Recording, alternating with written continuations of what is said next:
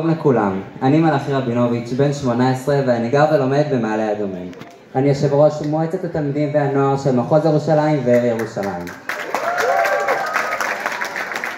ויושב ראש ועדת אתיקה בראשות מעלה אדומים. אורחים נכבדים, מנהיגויות הנוער במחוז, מועצות תלמידים ונוער, מש"צים, מד"צים ותנועות נוער השונות. אני שמח לפתוח את הוועידה המחוזית של מחוז ירושלים ועיר ירושלים בנושא חולמים, בונים, מגשימים, יחד בונים את המחר. הנושא שנבחר מגלם בתוכו את הרוח ואת החזון של דורנו.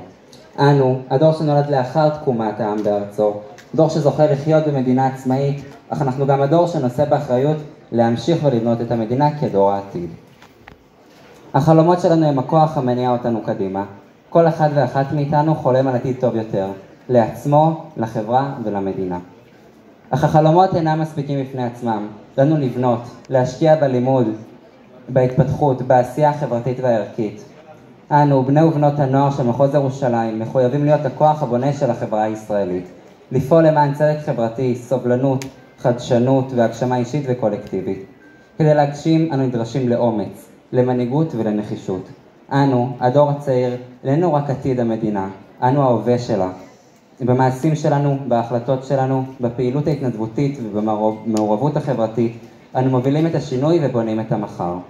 אנחנו כאן היום, כל מנהיגויות הנוער במחוז ירושלים, מרקעים שונים, כדי לעבוד יחד וליצור שינוי אמיתי. להיות הכוח שמוביל את המדינה קדימה. אני קורא לכולנו, בואו נמשיך לחלום, אך גם לפעול. בואו נגשים את החזון שלנו יחד, למען עתיד טוב יותר לנו ולדורות הבאים.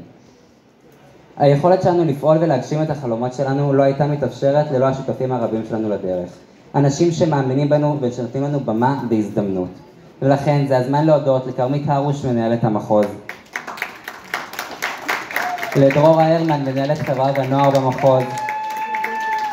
למיכל יצחקי, המפקחת הממונה על החינוך חברתי קהילתי במחוז.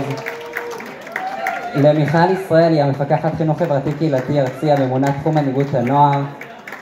לאורית אייזנברג, רפרנטית מנהיגות הנוער במחוז. לדינה עשור, מנחת המועצה המחוזית, על התמיכה הבלתי פוסקת בנו ובמועצה. למור צין, על האירוח כאן בתיכון מור. לרוני קמה, יושבת ראש המועצה הארצית.